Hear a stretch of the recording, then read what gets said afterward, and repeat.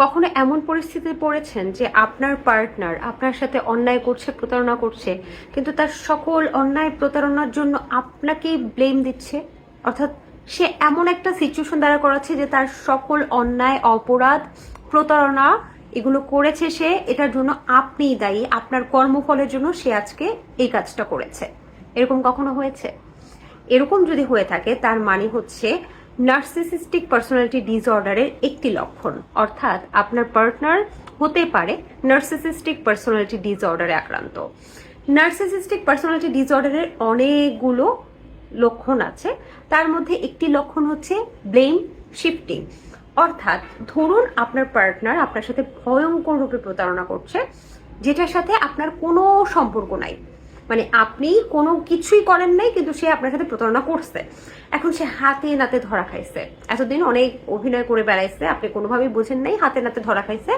ধরা খাওয়ার পর আপনি যখন তাকে জিজ্ঞেস করতেছেন যে তুমি কেন আমার সাথে এরকম করলা, সে উত্তর দিবে তুমি ওই 1999 সালে অথবা 1988 সাল কটকটি সালে তুমি একটা অপরাধ করছিলা, সেই অপরাধের খেসারত স্বরূপ তুমি এটা পাইছো।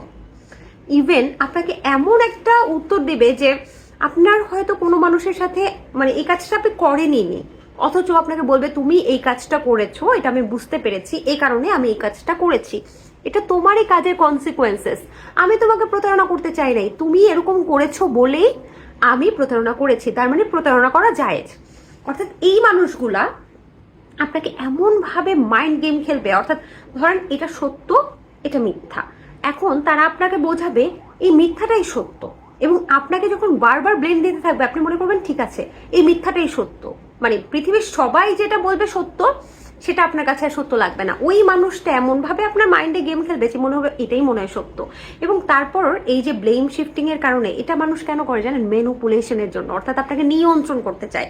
এই যে ব্লেমটা শিফটিং করে দিল, আপনার তখন একটা অবচেতন মনে হবে কি আচ্ছা আমি মনে হয় অপরাধী, আমি যদি এরকম না করতাম ও তো এরকম করতো না, তার মানে ও যেটা বলছে সেটাই সত্যি, আমি ভুল।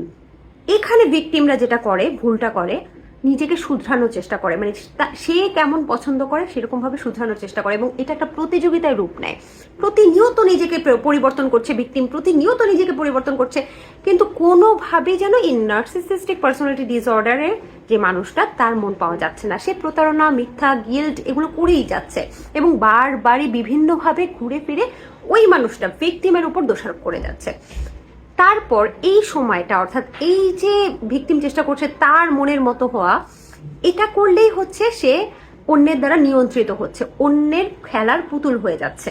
অর্থাৎ সে যেমন পছন্দ করে তেমন হওয়ার চেষ্টা করছে, কিন্তু কখনোই ওই সুউচ্চ পাহাড়ে উঠতে পারতেছে না। মানে দেখাচ্ছে যে এটা না একটা ভেলকিবাজির মতো, যে এই হয়তো আর 2 দিন গেলেই হয়তো ভালো হয়ে যাব, আর 3 দিন গেলেই হয়তো সে আমার কষ্টটা বুঝবে, তার জন্য আমি কতটা পরিবর্তন হচ্ছি, আর 4 দিন গেলেই সে হয়তো বা প্রতারণা করবে না, আমাকেই মনে হয় একটু শুধরানো দরকার। এরকম ভিকটিম ভাবতে থাকে, এরকম ভাবতে ভাবতে আসলে এটা কোনো শেষ নাই।